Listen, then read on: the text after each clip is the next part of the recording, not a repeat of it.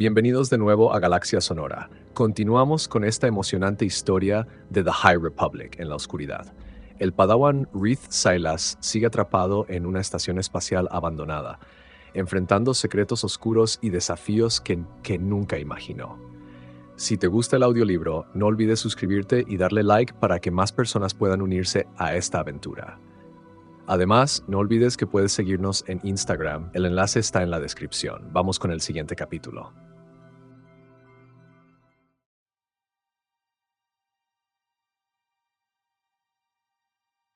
Capítulo 14. La nave de transporte Journeyman había dejado Cerea transportando 300 almas a través del camino del hiperespacio que pensaban que estaba despejado. Sin embargo, se había abierto prematuramente. La basura espacial se estrelló contra la Journeyman, convirtiendo una nave de pasajeros cómoda en un infierno independiente. Comac corrió a través de los pasillos llenos de humo de la Journeyman, inhalando solo a través de la mascarilla de respiración firmemente sujeta a la boca. El humo le picaba en los ojos, le hacía ver borroso, pero confiaba menos en la vista que en el oído, y en que la fuerza lo guiara para encontrar el camino hasta el área de carga principal. Al entrar, encontró, tal y como había esperado, más de 200 personas apiñadas, respirando con dificultad a través de mascarillas, carillas o respiradores, o tosiendo desesperadamente para tomar aire. A pesar de que en su mayoría fueran cereanos, también vio gemitas, sarcanos, humanos y algunos Wookiees entre la multitud. Enseguida reconocieron su túnica Jedi dorada. La multitud se apiñó junto a Comac, rodeándolo y con cientos de gritos. «No podemos salir de aquí. Las puertas de la cápsula no están donde deberían estar. No podemos llegar a la otra zona de lanzamiento. No puedo respirar. Estamos atrapados». Estaban enloquecidos por una preocupación que rayaba peligrosamente el pánico. Cuando un grupo de individuos tan grande se dejaba llevar por el pánico, el resultado era una turba. Nadie podía salvar a una turba. Comac se quitó la mascarilla de respiración para que lo oyeran pese al alboroto. «Llévenme a las puertas de la cápsula». La multitud se separó, creando un camino que le mostraba por dónde ir. Enseguida vio que el blindaje antiexplosión interno, cuyo fin era reforzar la nave en caso de que se produjeran esos desastres, se había quedado estancado. Si no se levantaba, nadie podía llegar a las cápsulas de escape. Con un gran salto, Comac se elevó por encima de la muchedumbre para lanzarse sobre una plataforma de servicio cerca de lo alto del blindaje antiexplosión. No tardó en ver el problema. Una viga de metal doblada en el mecanismo del blindaje. Encendió la espada láser y hundió la hoja profundamente en la viga. Casi al instante empezó a fundirse por las olas de calor que emanaban de la espada. La piel de Comac no se quemaba gracias al poder absoluto de la fuerza. «¡Apártense!», gritó. Pero la multitud se había estabilizado lo suficiente para comprender su plan y prever la necesidad. Ya estaban retrocediendo, dejando un amplio semicírculo de espacio vacío. Justo a tiempo, también. La viga se partió en dos y cayó al suelo con un tremendo sonido metálico que hirió a Comac en los oídos. Incluso mientras resonaba aquel estruendo, el blindaje antiexplosión empezó a subir, despejando el camino hacia las cápsulas de escape. Comac se dio cuenta de que él mismo quizá tendría que salir mediante una de las cápsulas. El pasillo por el que había llegado ya estaba en llamas. Se dejó caer silenciosamente hasta el suelo y se unió a la horda que estaba evacuando y que ya había pasado de la agitación a la estabilización al tener un propósito urgente. Mientras tanto, tomó el comunicador. «Las cápsulas principales se lanzarán dentro de poco. ¿Han muerto los demás pasajeros en la colisión?», se oyó la voz de Afi al otro lado. Algunas personas se quedaron atrapadas en las cubiertas superiores. Orla ha logrado sacarlas a casi todas y Reath se supone que está volviendo a la nave con la última, si es que consigue llegar. Afi no tuvo que explicar nada más. La nave no podía permanecer cerca de la Journeyman mucho más tiempo, porque esta pronto explotaría. Rescatar a un niño diminuto de una nave en llamas sonaba heroico en el sentido más clásico. La realidad tenía menos dignidad. ¡Ay! ¡Ay! Gemía Reath mientras intentaba recolocar al niño peludo que se retorcía en sus brazos. «Ya está, bebé Wookiee. Tranquilo». Pero es que precisamente el problema era ese. El pequeño Wookiee se agarraba tal y como le exigían sus instintos arbóreos cuando estaba en peligro, clavando las garras en el objeto más cercano. Por desgracia, ese objeto era Reath. Además, aunque fuera un bebé, era un Wookiee grande y pesado. Reed podía soportar aquel peso, pero resultaba difícil manejarlo mientras se agachaba bajo vigas dañadas e intentaba esquivar la humeante basura de la cubierta. El Wookiee lloriqueaba y Reed intentó acariciarle la cabeza. No tengas miedo, pequeño Wookiee. ¡Ay! Le dolía el cuero cabelludo. Vio que el Wookiee había intentado acariciarle la cabeza y al hacerlo le había arrancado la trenza de Padawan de raíz. Genial, pensó. Ahora me la tengo que dejar crecer otra vez, eso suponiendo que salgamos de aquí. Pero al menos el bebé se calmó al ponerse la trenza en la boca. Reed tosió. El humo estaba llegando hasta ellos. El pequeño Wookiee estaba aterrorizado cuando lo había tomado. Como no paraba de agitar los brazos, había lanzado por ahí la mascarilla para respirar. Al menos no tenían que ir lejos. Por favor, que el pasillo esté despejado. Por favor, por favor, por favor. Patinó y se paró en seco. El pasillo que conducía a la cámara de descompresión de la nave estaba ardiendo. Reed consideró sus opciones deprisa. Llegar a otra cápsula de escape a tiempo era poco probable. Podía buscar otra forma de llegar a una cámara de descompresión dando un rodeo, pero, aunque existiera alguna, no era seguro que la encontrara con la rapidez suficiente para salvar su vida y la del Wookiee. La única posibilidad era algo que nunca había hecho, ni siquiera lo había intentado, pero lo invadió una sensación de seguridad, diciéndole que podía imponer aquel poder. Apoyándose al bebé Wookiee en una cadera, Reed liberó una mano, la sacó y cerró los ojos. Con toda la potencia de la fuerza, se concentró en las llamas, en el movimiento molecular del calor en sí, hasta que su conciencia se cruzó con él.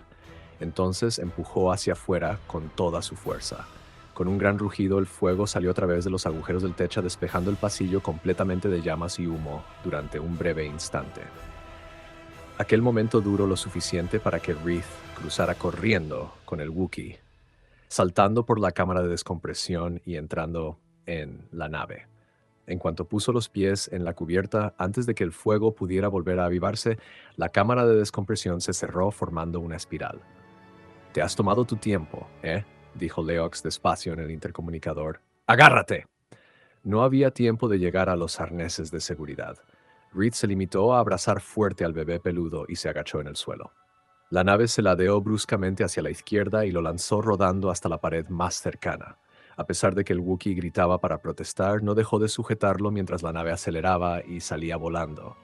Solo unos segundos después, la onda expansiva de la explosión los cruzó, haciendo temblar a toda la nave, pero sin causarles ningún daño. Orla apareció en la puerta.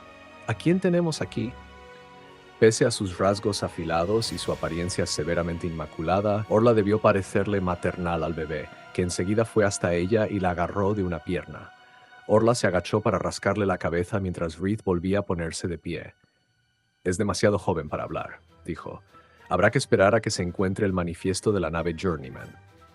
«Yo lo cuidaré un tiempo», prometió Orla.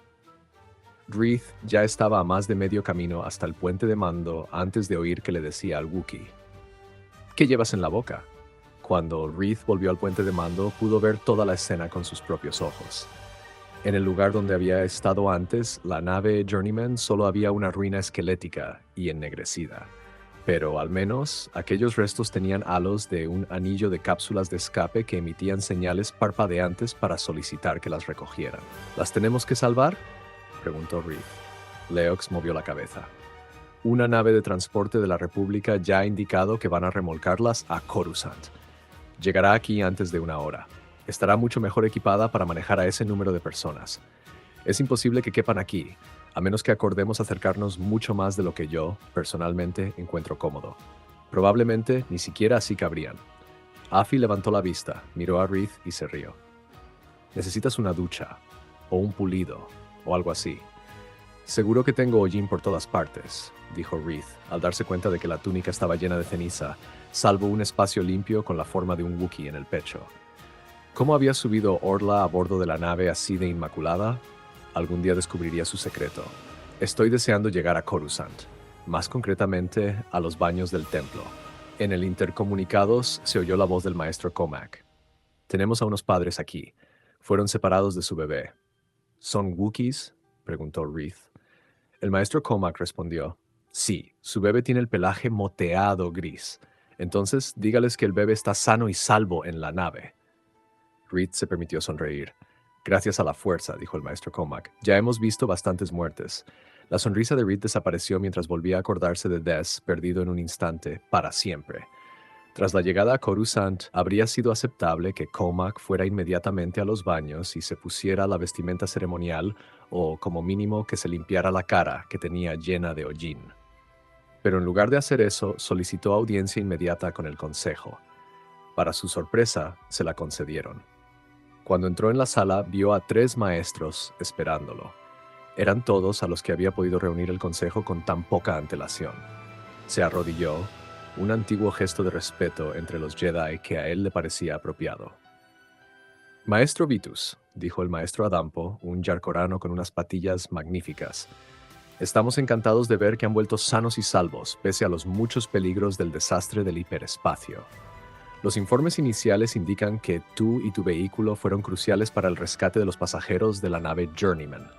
En su voz estaba la pregunta sobreentendida. Entonces, ¿por qué estás aquí? Mientras estábamos atrapados en la estación Amaxin, sufrimos una pérdida, dijo Comac. Lamento informar al Consejo que el caballero Jedi Des Rydan ha sido asesinado. Sus caras mostraron consternación y después dolor. El maestro Adampo preguntó, ¿esto se ha debido al daño del hiperespacio? Comac resumió todo lo que pudo la miríada de factores extraños que habían conducido al accidente fatal de Des. La estación antigua, los ídolos que encerraban el lado oscuro, el laberinto de anillos inferiores que habían ocultado los anillos de hélice hasta que había sido demasiado tarde. Todo sonaba muy seco, oficial y correcto. Incluso un droide podría haber hablado con más emoción. Por supuesto, así era como debía ser. Sin embargo, la voz dentro de su cabeza, a la que intentaba no escuchar, la que cada vez hablaba más, le preguntaba, ¿por qué debería ser una virtud ocultar los sentimientos? Fingir que no existen. La maestra Rosazón, una mujer humana de edad avanzada, sintió cuando él acabó de hablar. Esperamos informes adicionales sobre los ídolos también. Todos han cumplido su deber de forma admirable en condiciones difíciles. La pérdida de Rydan es un golpe para toda la orden. Eran frases que precedían a un adiós. ¿No tienen más emociones que esa para él?, quería decir Comac. Un joven muere y no hay nada más que una línea en un informe.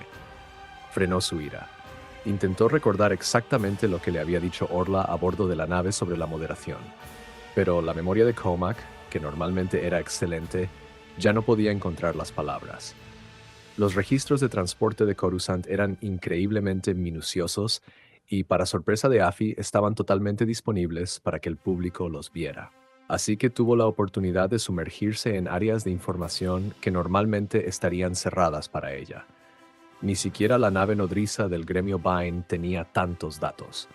Le habría gustado ponerse en contacto con Scover directamente, pero Scover a menudo guardaba silencio sobre las naves en las que viajaba y cuándo lo hacía, y prefería mantener las cosas como estaban. Afi sabía respetar la discreción de su madre, incluso si la hacía mantenerse en aquel suspense horrible. Leox se sentó a su lado mientras ella dejaba de desplazarse por la pantalla y señalaba un punto. «Mira esto», dijo Afi. «Aquí hay 3 naves del gremio, o sea, que salieron bien del hiperespacio. Y está la Rushlight Equinox». Leox se rió y dio palmas con las manos, realmente entusiasmado. «Estoy deseando hablar con Vishla sobre lo que hizo su tripulación mientras el hiperespacio estaba roto, aunque dudo que tengan historias que se puedan comparar con las nuestras». «Espero que no», dijo Afi. «Alguien ha muerto. Ha sido una misión trágica, lo admito, pero hay cierto valor anecdótico. Afi lo habría regañado si no hubiera sabido que a Leox realmente le preocupaba lo que le había pasado a Des. Además, Geode ya lo estaba fulminando con la mirada. No tenía sentido armar un escándalo. Además, ella todavía tenía mucha información que mirar. Había tantas naves, tantos rumbos registrados. Coruscant era uno de los pocos sitios en los que las naves del gremio habrían buscado un refugio seguro del desastre, suponiendo que hubieran llegado hasta allí. Pero no pudo encontrar la nave nodriza del gremio. «Mira esto», dijo Leox al final, concentrándose en unos datos concretos de la pantalla. 3 naves más del gremio atracaron aquí ayer. Pero la de Scover no. No te estás esforzando lo suficiente. ¿Ves esto? Su anillo con piedras preciosas brillaba mientras tocaba la pantalla. Había un texto, redirigido, sellado bajo la autoridad expresa del gremio. Solo una persona tenía el derecho a designar que algo tenía la autoridad expresa del gremio, y esa era Scober. Está aquí en Coruscant. Afi esbozó una sonrisa y después se puso a reír mientras los ojos se le llenaban de lágrimas. Scober ha llegado. Ya te lo dije, soltó Leox, abrazándola por los hombros. Afi estaba segura de que no le había dicho nada de eso, pero ¿a quién le importaba? Su madre estaba viva. El desastre del hiperespacio había involucrado a todos los Jedi de un modo u otro. Todo el mundo estaba ocupado con el rescate, la resolución o el análisis. Con toda aquella actividad en todos los niveles del templo, despejar un pasillo era, como decía la monitora de guardería de Orla, un trabajo imprescindible. Sin embargo, nada hacía que la gente se apartara más rápido de un camino que anunciar «Abran paso, que viene el lado oscuro». No es que gritara eso, aunque le habría gustado, sino que los hechos ocurridos habían bastado para que el Consejo Jedi despejara la zona rápido. Eso significaba que Orla no tenía excusas y no había nada que la distrajera de la tarea espeluznante que la esperaba. Prainro, a bordo de la nave, trasladaron con cuidado a cada uno de los ídolos a un flotador antigravedad. Después, Orla dirigió el paso de la nave a la estación. Su trabajo consistía en asegurarse de que nadie entrara accidentalmente en la zona cerrada, mientras que los demás maestros la seguían para vigilar de cerca los ídolos. Docenas de personas estaban quietas en los pasillos. Más que observar, lo que hacían era esperar a que despejaran el camino. Pero cuando Orla pasaba con las estatuas, los observadores se ponían nerviosos, se callaban y se quedaban inmóviles, hasta que los únicos sonidos eran sus pasos y el murmullo bajo los flotadores. Incluso los pocos invitados civiles que no podían sentir la fuerza se quedaban impresionados por aquellas tallas ornamentadas y el aspecto siniestro de las caras de los ídolos. ¿Y los que podían sentir la fuerza? El escudo protector que habían colocado en los ídolos en la estación todavía era sólido. No había un peligro inminente. Sin embargo, el escudo en sí pinchaba los límites de la conciencia de Orla. Era como la sensación de saber, sin darse la vuelta, que alguien ha entrado en la habitación que se suponía que estaba cerrada con llave. De hecho, estaban a punto de entrar en un lugar que había estado cerrado efectivamente durante mucho tiempo. Uno apartado del templo en general, oculto de los propios Jedi, el santuario de las profundidades. En aquel momento, el santuario de los niveles más bajos del templo estaba cubierto por una zona de meditación, que había sido desmontada rápidamente con la llegada de la nave a Coruscant. El corazón de Orla se aceleró mientras entraban poco a poco en aquella sala grande y oscura, por encima de lo que quedaba del suelo, hasta que llegaron al pozo oscuro y cuadrado que había en el centro. Habían tallado unas escaleras en la piedra mucho tiempo atrás y los bordes estaban ya desgastados. De hecho, eran tan antiguas que los Jedi no habían estado allí. Pocas personas sabían que el templo Jedi había sido construido encima de un santuario Sith. Allí había una vergencia en la fuerza, un nexo de poder y energía que se podía utilizar de muchas formas, tanto positivas como terribles. Las vergencias surgían espontáneamente, no podían ser creadas, solo podían ser descubiertas. En el pasado lejano de la Vieja República, durante el antiguo Imperio Sith, los Sith y los Jedi habían luchado a menudo por el control de aquel tipo de perturbación. Los Sith habían contenido aquella primero. Quizá, pensó Orla, los ídolos están volviendo a casa. Estaba siendo melodramática. Los Jedi habían controlado aquella vergencia durante miles de años. Prainro, a través de su propio santuario y después a través de la construcción del templo. Pero habían sido los Sith quienes habían tallado las escaleras. Orla fue la primera en bajar. Descendió los peldaños, levantando el bajo de su túnica blanca al entrar en la penumbra del santuario. Estaban bajo tierra y notaba el frío húmedo que siempre impregnaba el espacio. El aire incluso olía a tierra. Las reliquias y otros objetos fuertemente impregnados con el lado oscuro de la fuerza fueron llevados allí para su purificación. Orla trabajaría con algunos de los grandes maestros para quitar la energía oscura de los ídolos en aquel espacio seguro y sagrado, donde podría hundirse en la vergencia, disiparse en la fuerza cósmica y ser sanada. Orla suspiró mientras pensaba, esa es la teoría. La realidad puede resultar mucho más peligrosa. Reed fue a la enfermería del puerto espacial para llevar a la Wookiee. Había resultado ser hembra con sus padres. Aquella enfermería solo se ocupaba de cosas de salud poco graves, vacunas, heridas menores, alguna cuarentena de un viaje. Al menos ese era el plan. Nada después del desastre del hiperespacio había ido según los planes.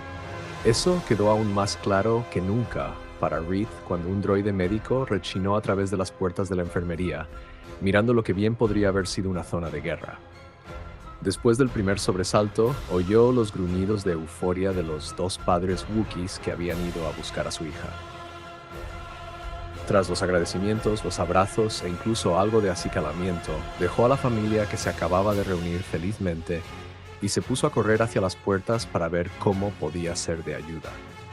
Todas las superficies planas de la enfermería, camas, mostradores, suelos, estaban cubiertas casi del todo por los heridos de la explosión de la nave Journeyman. Aunque los que estaban en el suelo parecían tener algo más que heridas menores, como extremidades rotas o laceraciones, algunos de los que estaban en las camas estaban conectados a múltiples monitores y reguladores. Los zumbidos y pitidos constantes no podían ahogar las quejas. Un par de doctores orgánicos iban corriendo de una persona a otra, pero tanto ellos como los droides médicos que había no daban abasto. ¿Por qué no están en hospitales?, murmuró.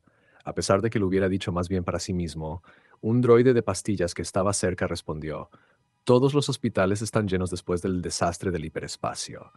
Cada centro médico debe operar a plena capacidad, o más allá de la plena capacidad, pensó Reed, viendo el increíble hacinamiento. Vio a una mujer estirada en el suelo levantando la vista hacia él y se arrodilló a su lado. ¿En qué puedo ayudarla? En general, la gente quería agua. Muchas personas también querían analgésicos. Los droides médicos dieron permiso a Reed a regañadientes para que pudiera tomarlos. Al principio se preguntó si debía dispensarlos tan libremente, pero aquello era una emergencia, y ya se preocuparía de las recomendaciones más adelante. Por encima de todo, él se daba cuenta de que las personas querían que les prestaran atención y que les dijeran que todo iba a ir bien. Normalmente podía hacerlo. Sin embargo, a veces le hacían preguntas que no podía responder. ¿Ha salido alguien más de nuestra nave? Llevábamos vacunas a Crothy. ¿Alguien ha llegado allí? ¿Han podido contener la fiebre? Gracias a la fuerza por haber podido cruzar el hiperespacio de una pieza, pensó Reed, aunque no todo se debía a la fuerza. También había que dar gracias a Leox, Afi y Geode, o la fuerza trabajaba a través de ellos, supongo. De todas formas, yo no valoraba lo afortunados que éramos. Reed había mirado demasiado los aspectos negativos de su situación, pero no los positivos. Debería ser más como Leox, agradecer lo bueno en lugar de quejarse de lo malo. Y si lo del accidente era cierto, quizá también fuera verdad lo de la negativa a su misión. Un droide médico fue rodando hasta él. ¿Tu estado es aceptable? Estoy bien. Solo he venido a ayudar. Se le ocurrió algo horrible en aquel momento, algo que debía haber pensado antes. Era tan inimaginable, tan imposible. ¿Tienes acceso a registros médicos del faro Starlight? Sí, los datos se actualizan cada mediodía. En su enfermería había una paciente llamada Jora Mali. Es miembro del Consejo Jedi de la nueva dirección de la delegación Jedi en Starlight. La maestra Jora Mali. ¿Resultó herida después de aquel desastre del hiperespacio? El droide inclinó su cabeza oval. La maestra Jora Mali nunca fue llevada a la enfermería de Starlight. Reed sonrió durante el breve momento que el droide tardó en añadir. Murió en combate contra los Nihil. Seguro que lo había oído mal. Lo había oído perfectamente. No podía ser verdad. Por supuesto que sí. O el droide se equivocaba. Los droides obtenían la información directamente del procesador central. ¿Murió?, repitió Reed en voz baja. Jora Mali fue declarada caída en combate por el maestro Jedi Skir, dijo el droide. ¿Puedo proporcionarle alguna otra información? Reed conocía a Skir. Se conocieron cuando el Trandoshano había sido asignado como ayudante de la maestra Jora en Starlight. Si lo que Skir había dicho era cierto, entonces lo era. Tragó saliva. No, eso es todo. Gracias. Mientras el droide se iba, Reed se apoyó en la pared que tenía más cerca. Le costaba respirar y veía borroso. Sus oídos se negaban a intentar entender los sonidos que lo rodeaban. Él no era nada más que un pulso, una respiración y el horrible conocimiento de que la maestra Jora había desaparecido. Y así concluye otro emocionante capítulo de The High Republic. En la oscuridad, la tensión sigue aumentando y los misterios continúan desenmarañándose. Si te está gustando la historia, no olvides darle like al video, suscribirte al canal y compartirlo con tus amigos. También puedes seguirnos en Instagram para contenido exclusivo y actualizaciones. Gracias por acompañarnos en este viaje por la galaxia y nos vemos en el próximo capítulo.